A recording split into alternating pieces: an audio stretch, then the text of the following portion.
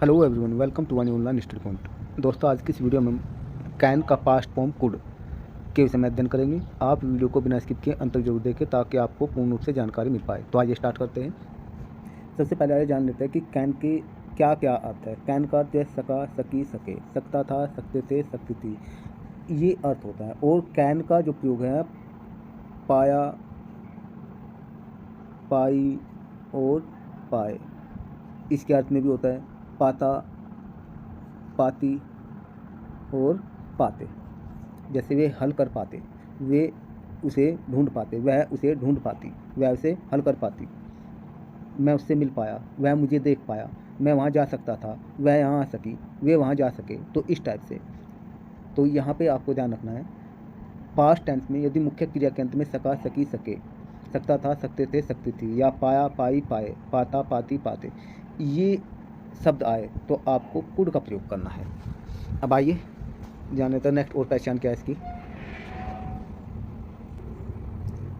Could का जो प्रयोग है पास्ट यानी बीते हुए समय में एबिलिटी दर्शाने के लिए, पावर, कैपेसिटी, पोलाइट रिक्वेस्ट यानी वर्तमान में नम्र निवेदन के लिए। जैसे क्या आप मुझे अपनी पेन दे सको, किसी से कहता है ना, क्या आप मुझे अपनी पेन दे सको, भाई क्या आप मुझे अपनी बुक दे सको, क्या आप मुझे अपनी साइकिल दे सको। तो इस टाइप से वर्तमान में नम्र निवेदन के लिए, पॉसिबिलिटी संभावना के लिए, वह यहाँ आ सकता है, आप बीमार हो मतलब वह यहाँ आ सकता था, वह बीमार हो सकता था, तुम पकड़े जा सकते थे, संभावना के लिए। चॉइस विकल्प के लिए, आप यहाँ बैठ सकते हैं या आप यहाँ बैठ सकते थे, आप वह सवाल हल कर सकते थे। गैसिंग अनुमान लगाने के लिए, वह घर में हो सकता था, ये इस टाइप से अनुमान लगा रहे हैं। अनरियल सिचुएशन के लिए, अवास्तविक स्थिति के लिए जो वास्तविक नहीं है। ठीक है, तो इस प्रकार की जितनी भी सेंस है तो वहाँ कुड का प्रयोग होता है। आइए सबसे पहले पॉजिटिव सेंटेंस की बात कर लेते हैं। पॉजिटिव सेंटेंस की स्ट्रक्चर क्या है? सबसे पहले सब्जेक्ट, फिर कुड, मैन वर्ब की फर्स्ट फॉर्म, ऑब्जेक्ट और कॉम्प्लीमेंट। ये मैन फॉर्म है इसका। कुड के साथ में जब आएगा मैन वर्ब की फर्स्ट फॉर्म लिखेगी। तो जैसे यहाँ कहा मैं उससे मिल सकता था, तो यहाँ पे मैं की अंग्रेजी क्या हो जाएगी? आई। फिर सकता था के लिए कहेंगे कुड, फिर मिलने की फर्स्ट फॉर्म मीट, उससे की अंग्रेजी होगी him, I could meet him. अगर इस टाइप से वाक्य हो, काश मैं उससे एक बार मिल पाता, काश मैं तुम्हें एक बार देख पाता, काश वह मेरे पास आ पाता। अगर इस टाइप से वाक्य तो आपको ध्यान रखना है, तो काश के लिए स्टार्टिंग में आई विश लगाना है, आई विश, काश। फिर इसके बाद में मैं उससे एक बार मिल पाता, इसे कैसे बनाए? जैसे मैं कहेंगे आई, फिर मिल पाता, यहाँ का ना कुड लगाएंगे, मीट मिलना, मिलने की फर्स्ट फॉर्म, हिम उससे वंस एक बार, काश मैं उससे एक बार मिल पाता, काश तुम मेरा मतलब समझ पाते, तो उसे क्या कहें? काश की अंग्रेजी क्या है? आई विश काश। फिर तुम समझ पाते, यू कुड अंडरस्टैंड, तुम समझ पाते, मेरा मतलब था, जो कुछ मैंने कहा या जो कुछ मेरा था, वॉट आई मीन, ये इसका अर्थ हो जाएगा इंग्लिश में। नेक्स्ट देखिए कहा यहाँ पे, वे अभी भी घर पर हो सकते थे, यहाँ ये अनुमान लगाया है, तो क्या कह सकते हैं? दे, फिर कुड, फिर बी, कुड के साथ में बी आएगा, फिर they could be at home, घर पर, राइट नाउ अभी भी, वे अभी भी घर पर हो सकते थे। नेक्स्ट है, राम के पास किताब हो सकती थी, ये यहाँ पे अनुमान लगाया जा रहा है, पॉसिबिलिटी भी कह सकते हैं यहाँ पे आप, अनुमान लगा संभावना के लिए भी। ठीक है, तो सबसे पहले राम के लिए क्या जाएगी? राम, फिर कुड, फिर हैव अ बुक। जब ये आया हुआ पास हो सकती थी या पास हो सकते थे, पास ये अगर आ जाए तो आपको क्या करना है? कुड के साथ में हैव का प्रयोग करना है, और फिर जिस भी नाउन की बात की जा रही है वो नाउन लिखेंगे, कुड हैव का प्रयोग और फिर नाउन। अगर ये कहते हैं मोहन के पास बाइक हो सकती थी, तो Mohan could have a bike, तब ऐसे कहते हैं। नेक्स्ट, वह डॉक्टर बन सकता था, सबसे पहले वह की अंग्रेजी क्या हो जाएगी? ही, फिर बन सकता था, यहाँ सकता था के लिए क्या हो जाएगा? कुड, फिर बनने की अंग्रेजी हो जाएगी become a doctor. Next type का क्या होगा? मैं लंबे समय बाद उससे मिल पाया, तो सबसे पहले मैं की अंग्रेजी क्या हो जाएगी? आई, फिर मिल पाया, तो क्या कुड लगा करके मिलने की फर्स्ट फॉर्म मीट हो जाएगी, आई कुड मीट हिम, मैं उससे मिल पाया लंबे समय बाद, आफ्टर ए लॉन्ग टाइम, तब ये इसकी अंग्रेजी हो जाएगी। मैं उसे देख पाया, आई कुड सी हिम। मैं यह पढ़ पाया, आई कुड स्टडी कर दीजिए, या आई कुड रीड इट, यह कर दीजिए।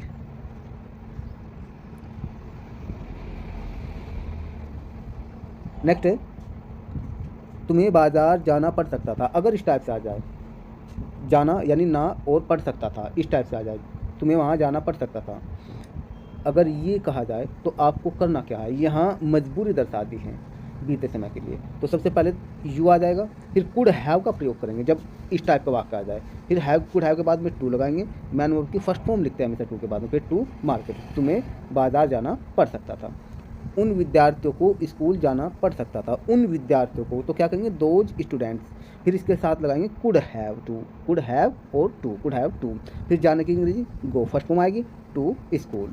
इस प्रकार आप ट्रांसलेट करेंगे। आप समझने का प्रयास ये करें कि स्ट्रक्चर सेंटेंस की क्या है, कोई भी दिक्कत नहीं होगी। नेक्स्ट है, यदि मेरे पास अधिक धन होता, यदि मेरे पास अधिक धन होता, कोई कल्पना के लिए, अनरियल सिचुएशन के लिए, अवास्तविक स्थिति के लिए, तो मैं दुनिया भर में यात्रा कर पाता, ना तो इतना अधिक धन था ना यात्रा कर पाता।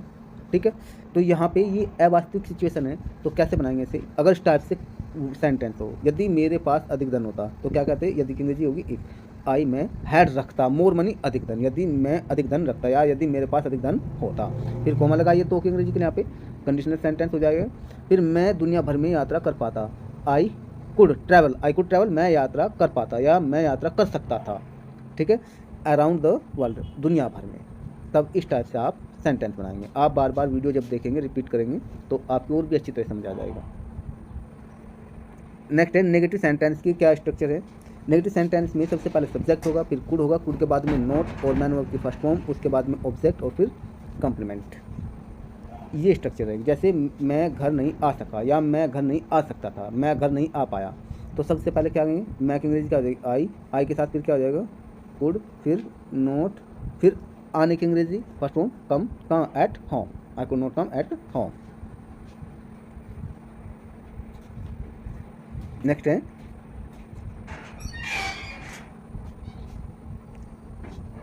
वह अपना पाठ याद नहीं कर सका, सबसे पहले वह की अंग्रेजी क्या हो जाएगी ही, फिर सका सकी सके के लिए अंग्रेजी क्या लगाएंगे कुड, फिर नोट याद करने की हो जाएगा लर्न, फिर अपना पाठ हिज लेसन, ये हो जाएगा।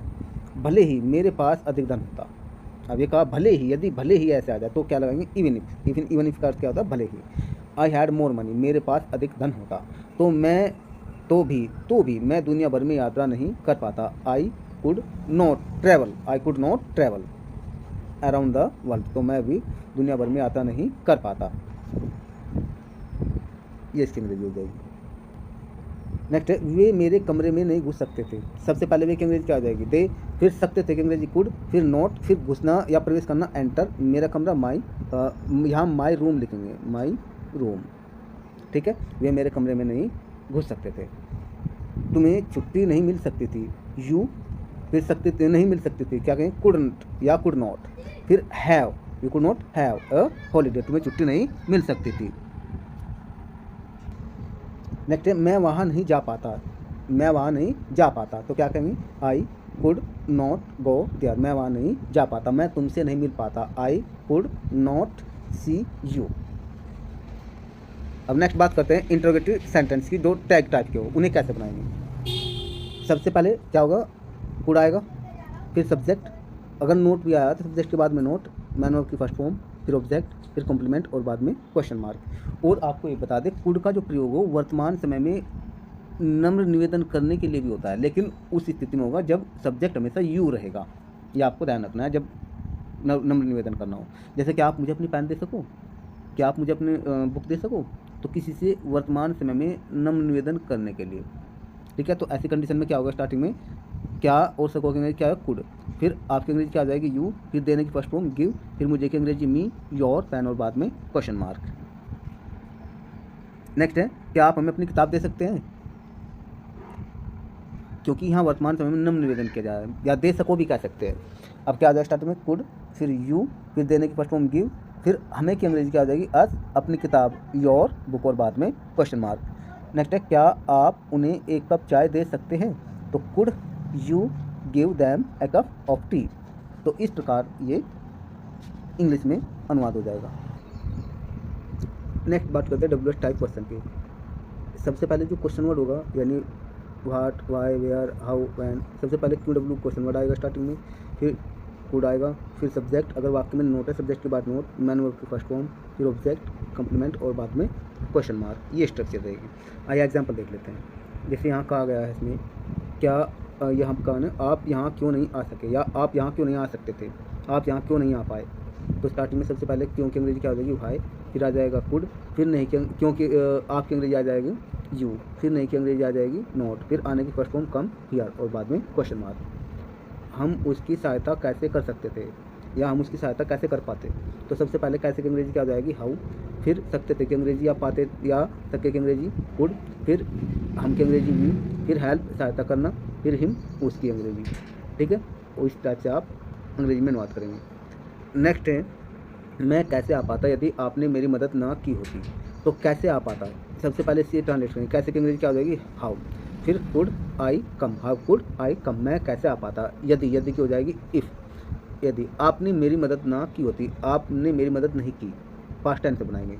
You didn't help me. तो इस प्रकार आप अनुवाद कर सकते हैं। आशा करते हैं आपको वीडियो अच्छी लगी होगी। यदि आपको वीडियो अच्छी लगी है तो आप लाइक करना ना भूलें और चैनल को सब्सक्राइब करना ना भूलें। फिर मिलते हैं नए वीडियो में नए कंटेंट के साथ। जय हिंद।